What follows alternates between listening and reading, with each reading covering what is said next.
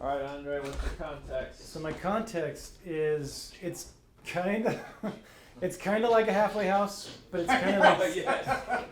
but it's this place where people are just coming together and they're kind of like on the last kind of hope in their life. They've ruined their lives through drugs or bad decisions, or even there could be soldiers there who struggle with PTSD so bad that suicide is pressing against them. So this is a place where people are on the last hope.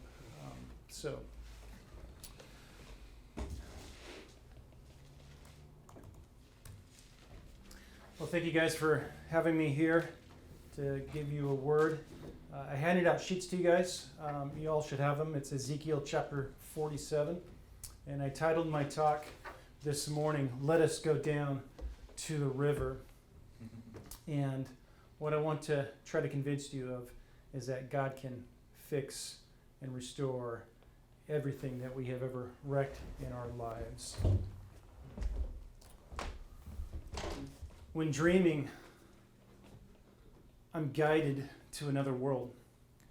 Time and time again, at sunrise, I fight to stay asleep because I don't want to leave the comfort of this place. Because there's a hunger and a longing to escape from the life I live when I'm awake. So let's go there. Come on, let's go there. Let's ask, can we stay? Can you take me higher? To a place where blind men see? Can you take me higher? To a place with golden streets? Although I would like our world to change, it helps me to appreciate those nights and those dreams. But my friend, I'd sacrifice all those nights if I could make the earth and my dreams the same. The only difference is to let love replace all our hate. So let's go there. Let's make our escape. Let's go there. Let's ask, can we stay? Can you take me higher?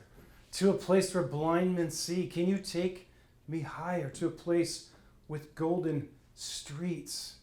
Up high, I feel like I'm alive for the very first time. Set up high, I'm strong enough to take these dreams and make them mine. So let's go there.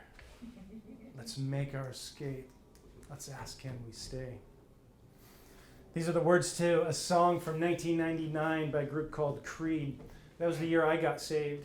And one of the things that I loved about that song was this hope and this picture of going to a place where it was perfect, in perfect fellowship with God, and blind men can see, and walking on streets of gold, and everything that I had wrecked in my life up to this point is just obliterated, forgotten, and redeemed. But I want to let you know that the God that I want to tell you about, He's a God that does this. He's a God that takes everything that we've wrecked in our lives, the disasters we've made, it, even disasters in our lives that you and I may experience that we can't even change in this life, and He's going to completely restore it one day. Our story today picks up in Ezekiel 47, and this story here is an unbelievable story in itself. We got the nation of Israel. They're the people of God. God has raised them up. He's made them a nation. He's given them their laws. He's with them. He's given them a temple. He's given them a way to practice how to worship Him, the laws, how to serve Him. In today's text, we find them, Israel's annihilated.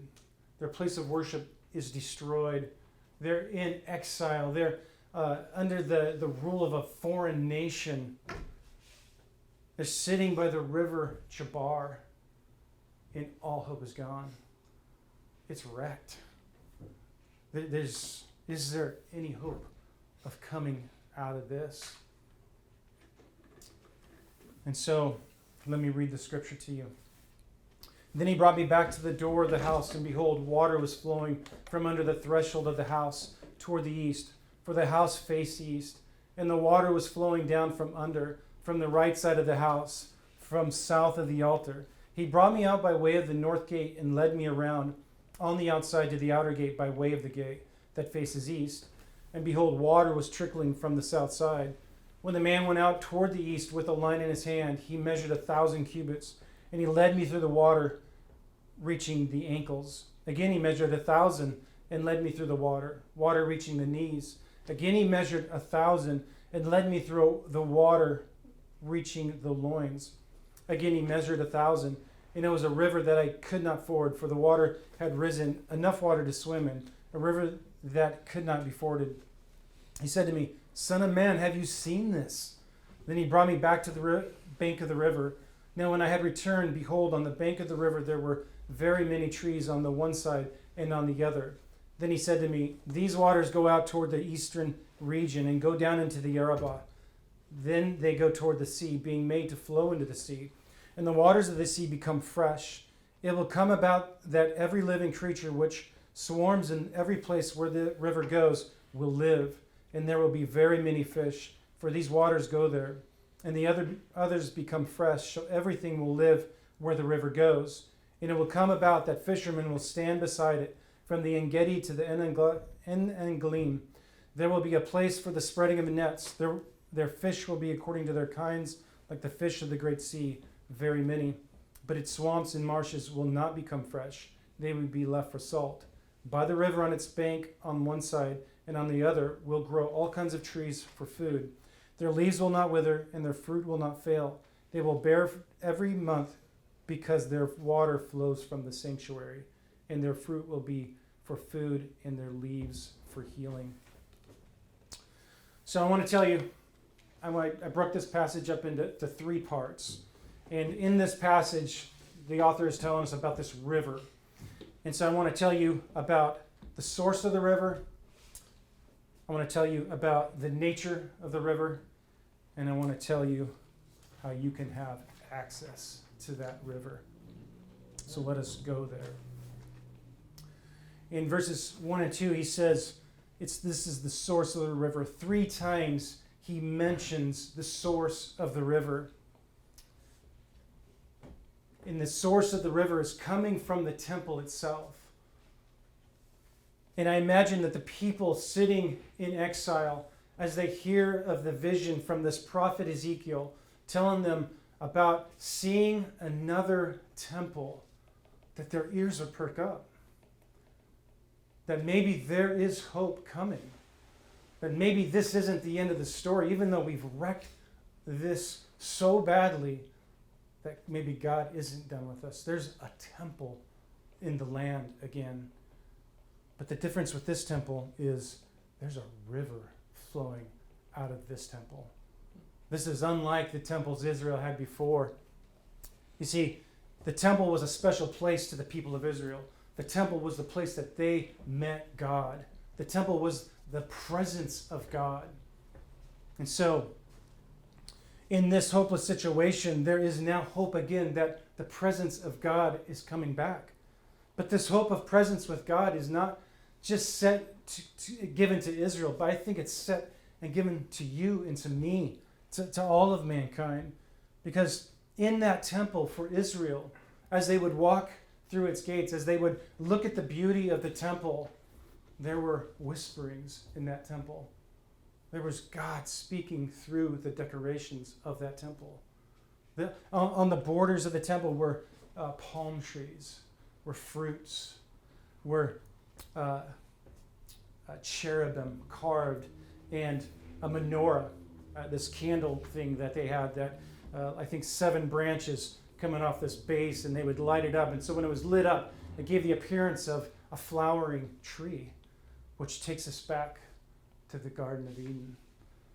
See, the temple was God's place that he met people because of God's intention to save what his first people, Adam and Eve, wrecked in the garden.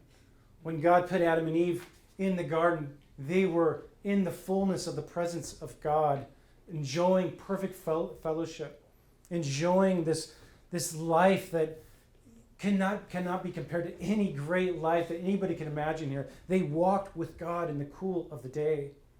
Perfect contentment, perfect fellowship, no worries, nothing wrong.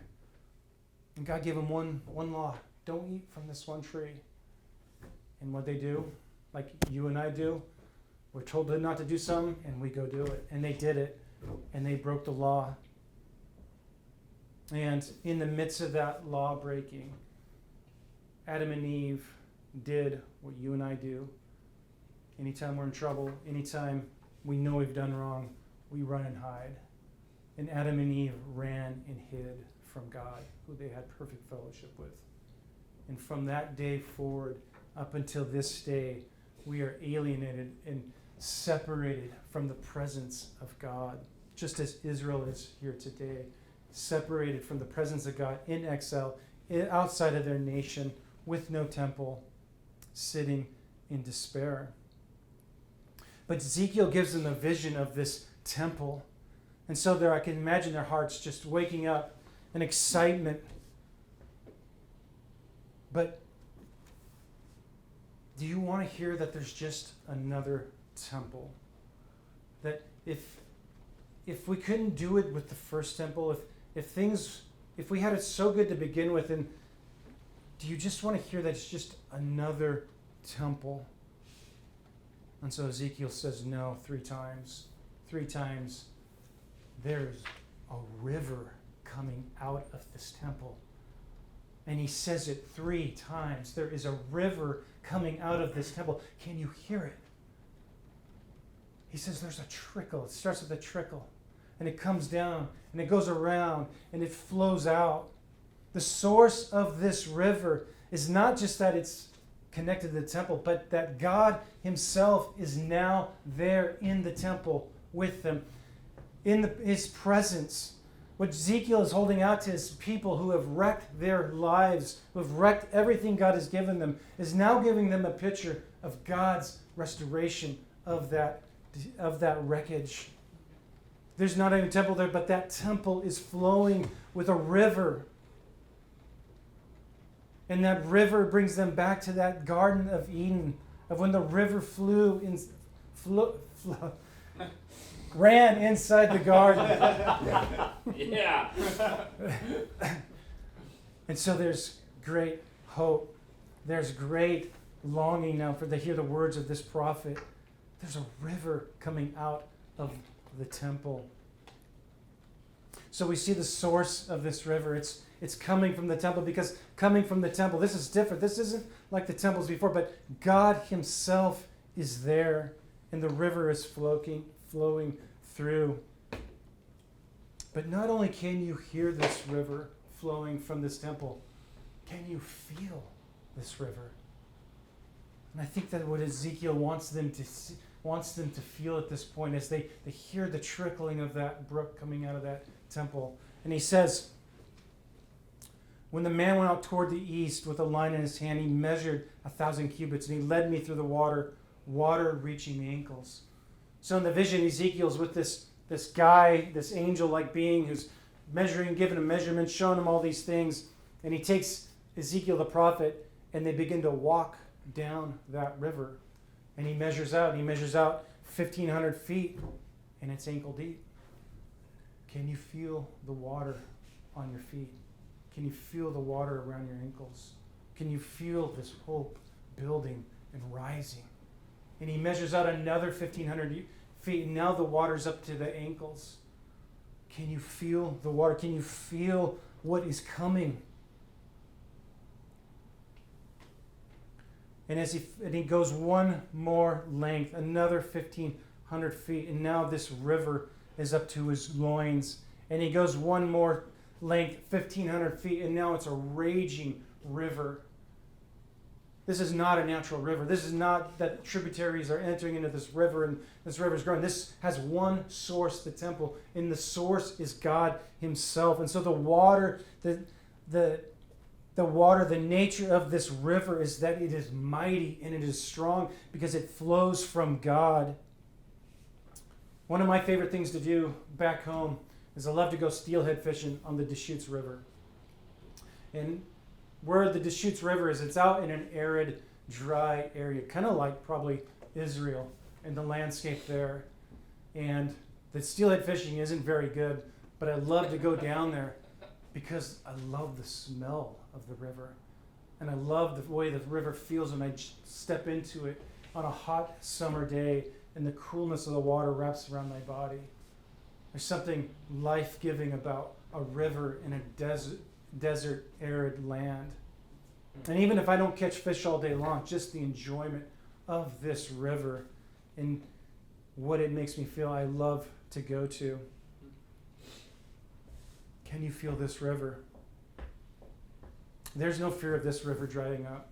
The source of this river is God himself. This is a work God is doing. I also grow cherries, and I pump out of a river for my water for my orchard. And it comes out of the Columbia River. And because it comes out of the Columbia River, I never fear that we're going to run out of water. When we talk about the Columbia River, we're talking about the mighty Columbia River. It is a gigantic river.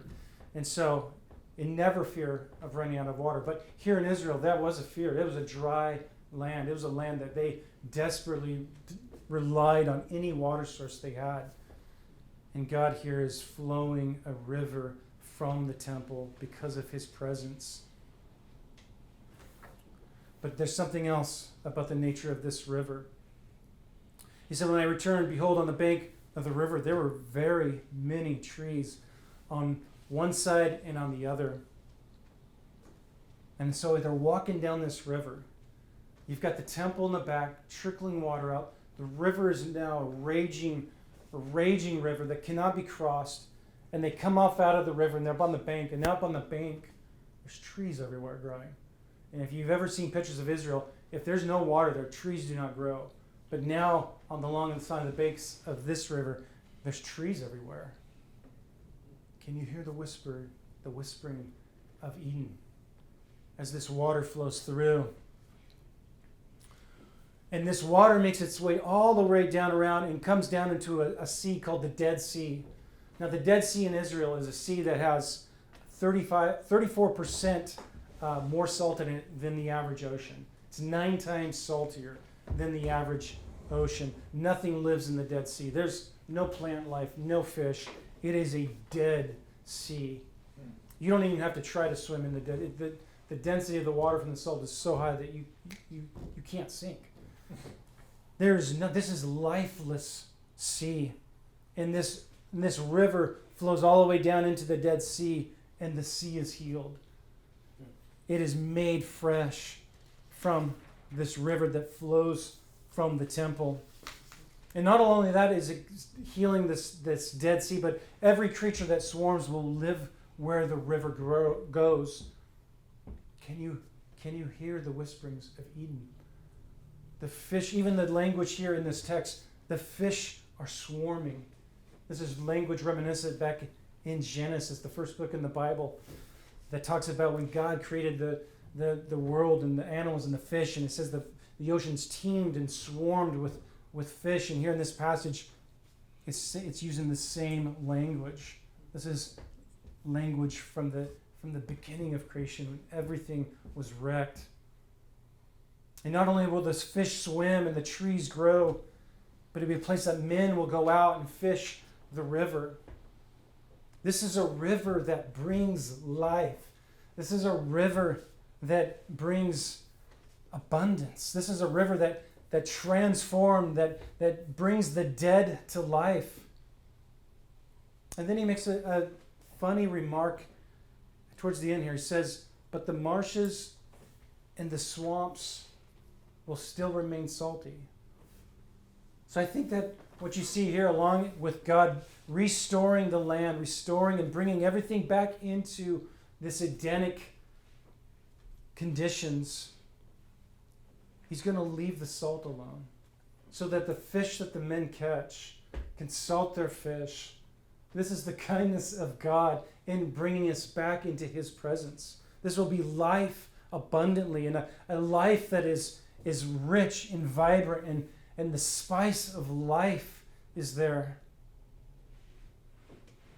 And then he goes on, and all kinds of trees whose fruit will not fail, nor the leaves. And the leaves there will be for healing. Can you taste it? The fish? The salt?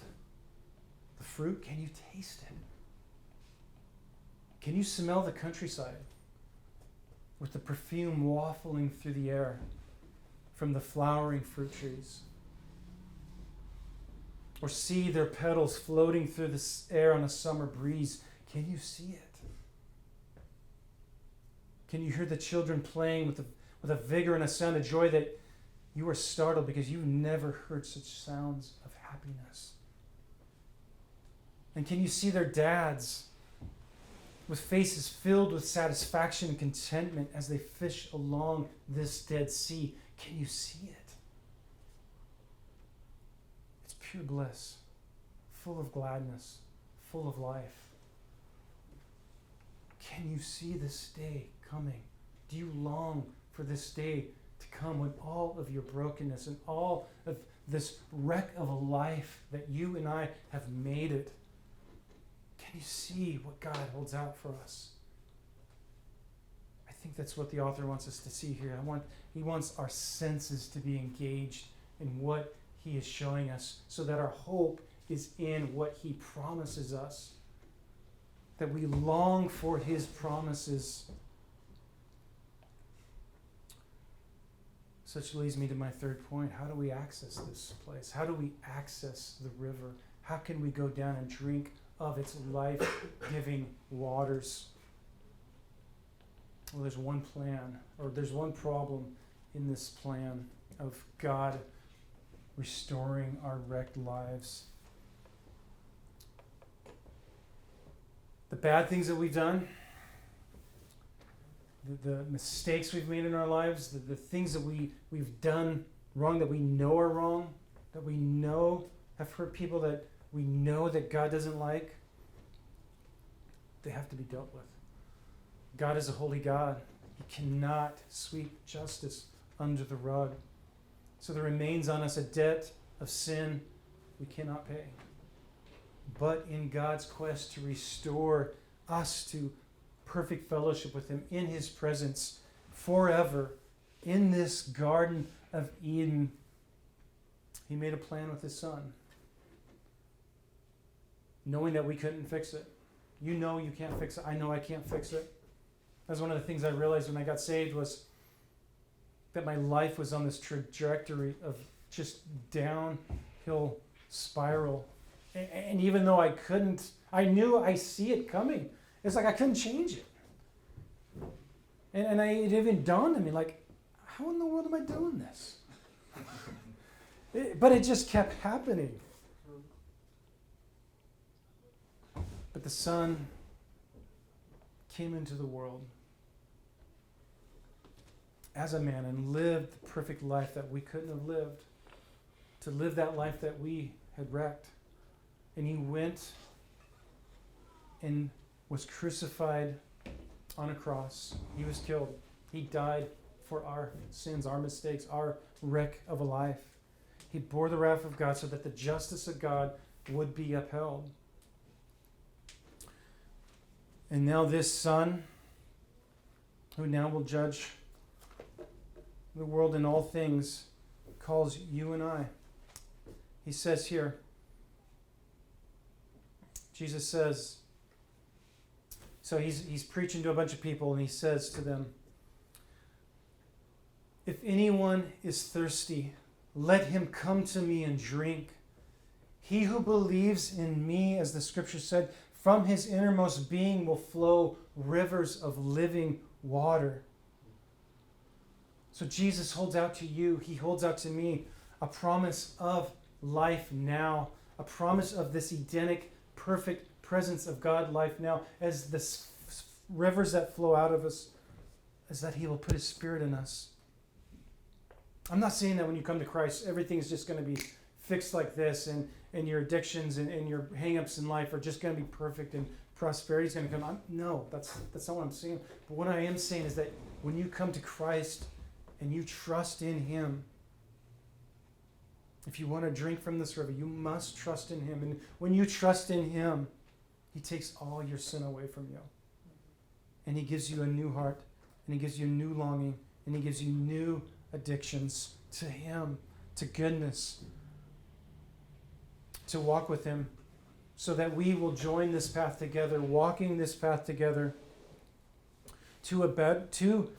on this journey down to this river. And then he says in the very last chapter, right? The book I read to you today, it's in the middle. And then I read you a little bit of Genesis at the beginning. And at the beginning of Genesis, there's a river. In the middle with Ezekiel, there's a river. And now here in the last chapter, there's another river. And I just want to read this to excite you, to get your taste, to desire this. This is at the end of everything. God has restored everything.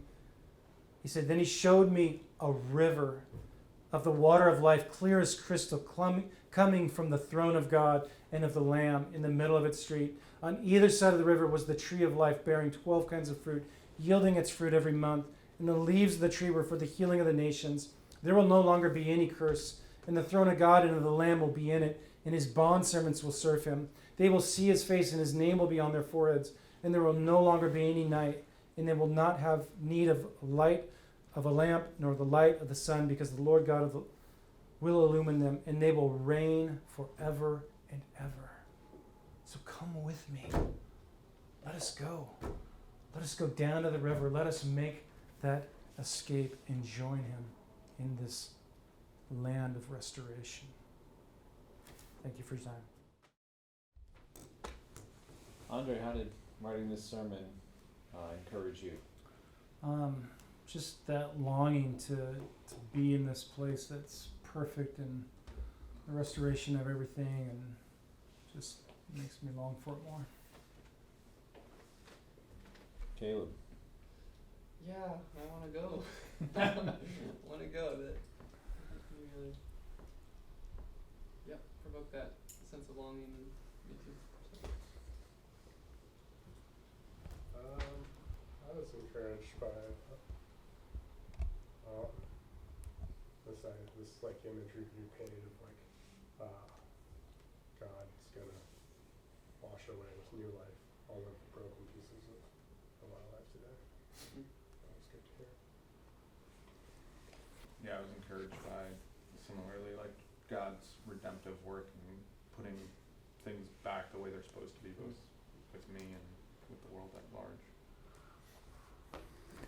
I was encouraged by the kind of tactile and experiential language you use that just made me actually reflect upon and consider the goodness of like this image and this place.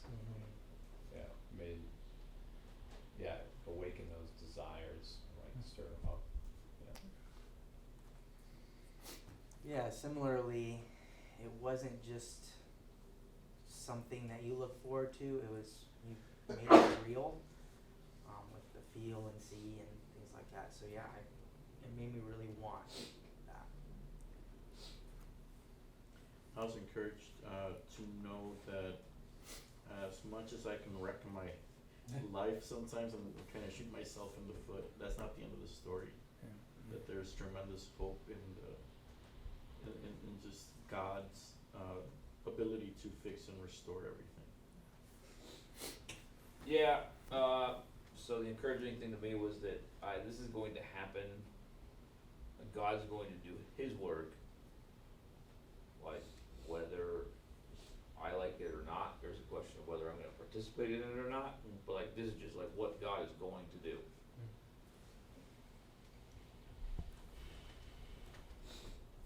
And what's an area that you feel you have to improve on from here? Well, I was kind of, on the introduction, I was kind of just experimenting and by reciting the lyrics of the Creed song, and then I was trying to evoke like the senses, and like, can you hear it, see it, taste it, so just trying something different, so. But you didn't think they went well? Yeah, you think Oh. bombed? Yeah, what needs to be improved upon? Maybe I didn't have to go so long on the song. And We can start getting to the third verse of the poem. and just better language in terms of trying to evoke those senses, imagery for that. Caleb. Okay, Andre, this is a somewhat small thing, but could be improved. Is your first river illustration of, I can't remember the name of it. Where's the chutes? I thought maybe you could improve it by just landing it clear, like why you told us that. Oh, okay. I mean, it was a sensory picture, which helps. But if you wanted to do anything more with it, to make a clear Okay. punchline to it. Okay. Yeah, the biggest improvement would have been where you placed it. Okay. Same illustration, but if you would place that before all of the feel it stuff, then we would have known that the reason why you're talking about that was to talk about the feeling of water, Okay. instead of like talking about feeling thing and then talking Yeah, about okay. the Okay. placement thing, because then it would have totally made sense. Pretty much exactly what you said, but you would have answered Caleb's thing. Okay. You did some like good context work. I would have taken out the piece on like the Adam and Eve context and replaced it with more historical context about like where is Ezekiel speaking to right now, and why did like those people need to hear about a river right now? And I think you would have connected better with your audience if you would have done that. I thought you got a little weighed down in your second point and caught in some of the detail. I thought if you had just pressed harder into like just chosen one or two of the images and just kind of ran with those as kind of, this is a picture of everything else that is going on rather than describing each one shortly, Okay. that would have, I think, been more impactful. Okay.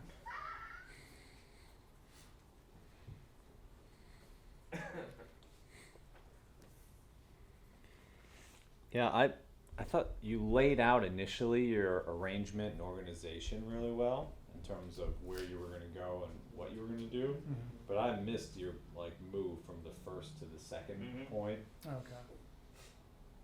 Like I finally got it, but I was like, oh, I think he'd already been talking about that. Okay. I wasn't clear enough on that. Yeah. You had this part about how there's the old temple and this new one's gonna be different, and you said if we had it so good, why wouldn't we just want what was there before? I don't think you convinced me about why we would need a better one. You kind of, I think you need to spend more time there, explain like why, I mean, or like set it up to where you'll show us why later. I don't know, but I was just not, in that moment I was like, wait, why didn't we just get the old one back? Okay. Or I think part of what you said was what made it better was that there was a river coming from it, Yeah. and I wasn't sure why that made it. Right, yeah, it's like, alright. Yeah, exactly. It is New better. features. I was trying to. I would have been convinced. What I messed up on was I was trying to take like the decorations, how they were pointing back to this place where man and God were together, Yeah, that did not come across. Oh. and now they're not, it's not just decorations anymore. It's a literal river coming out. Like this, something's completely changed here. Yeah, I could see how you were trying to do that, like from the imagery of the temple to the river leading us to Eden, and then you brought in like Adam and Eve, like Theo said, and I got a little lost there, like Okay. where did this come from? Yep. But even in that, I thought for what it was, you could have still used it to, there was a bit of a missed opportunity, like Theo said, to see like the fall in Adam and Eve, and then the fall in God's people, and then our own fault even. I don't know if that Yeah. Okay. or convolutes things more. All right. What? Hold on, I got one. Well, we were just gonna skip you like you did Victor yesterday. I just went before Victor, he totally got his shot. Friday. So, especially if you're at a halfway house, the cookies were put way up at the very top shelf. I mean, you use the word Edenic. I don't even know what the heck that is. Okay? There's a lot of that stuff, like especially in the beginning. It was like Eden, Adam and Eve walking with God, sin, like, and you explained some of those things, but still, it was like I had to really, I don't know what palm trees are in the temple for. Okay, there's like this opening flower candle thing. It was just like, what is happening? So there was that. Also, you you handed us the text, which was nice, but you hardly ever referenced. You didn't ever help us like see where something was in the text. Right. So, for example, you had a huge claim. God is there now. Where does it say that? Okay. I have no idea where it says that. P.S. doesn't. So, like, you got to help me understand that kind of thing, because like just because there's a water feature Yeah. there doesn't necessarily mean that God's there. Right. So especially I'm kind of like burnt out, Yeah. super depressed or whatever. Like I was like, oof. Yeah. I forgot I was gonna hit chapter 48. The Lord is there. Ah, So. okay.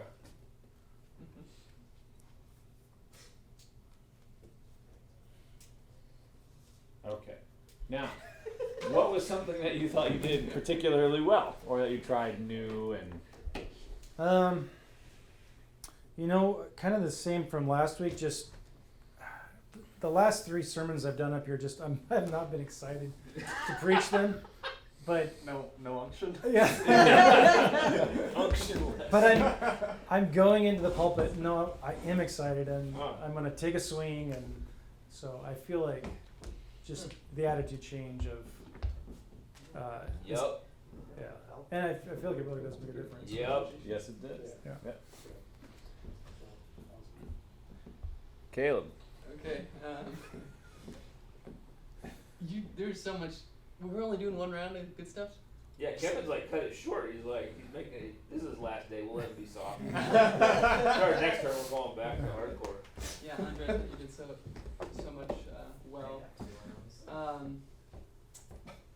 I guess I'll go with. I'll say.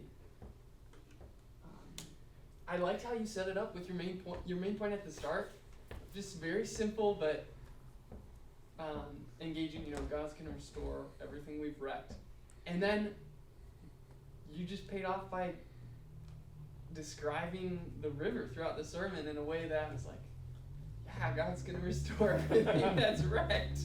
But I love how you didn't even have to say, oh, this is symbolic or whatever. You just leaned into that river, and that was wonderful.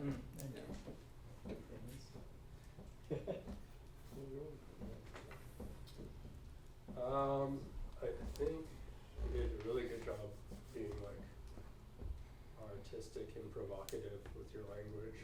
I think when it hit the most was when you tied it to different contexts. So when you tied like that imagery to like the fact like, and there was nothing there, it was dead, dry desert that these people are living in, and God is saying like all of this is going to be flowering with life. I think that was really effective in how you contrasted the language. Yeah, I think this is probably the most like human I feel like I've seen you up there. Like you felt you felt very loose in a really good way. Like I loved that you opened with Creed, and even the way, like one, because I just love the 90s, but but also like the way you recited it wasn't like you were reading it like straight, like you were, you know, reading it like Jeremy reads a poem on a Thursday morning or something like that, which was really good. And then all the imagery and all the artistic things, like it again, it's just very human. Oh, I thought my favorite bit was your comment on the salt, to be honest. Because I was like, I had a question. That was my question hearing the text was, why isn't he changing the march? And you were like, kind of pointed out that like, yeah, salt is a good thing, and God's gonna leave something good, like, for his people so they can salt their fish. And I was like, I don't like fish, but I can see why fishermen would want it. It's just so good.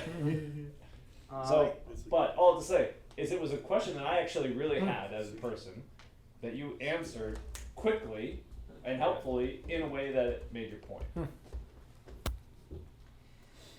Yeah, in the beginning, you were going like kind of this historical context with more literary context, and I thought you used that well in bringing the question up, is there any hope coming out after this?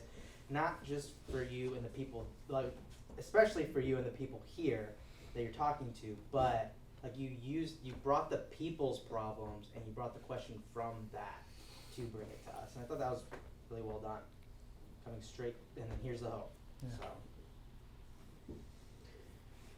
Yeah, I think the way you use sensory language throughout, even though you said you were kind of experimenting with it. It helped track along where maybe we could have gotten lost in the structure, but you know, going from seeing to hearing to tasting, all that, it was like Theo said, artistic, but also helpful in. You were leading us somewhere down this river, not just Right. explaining what it was. Building, yeah. Yeah, so,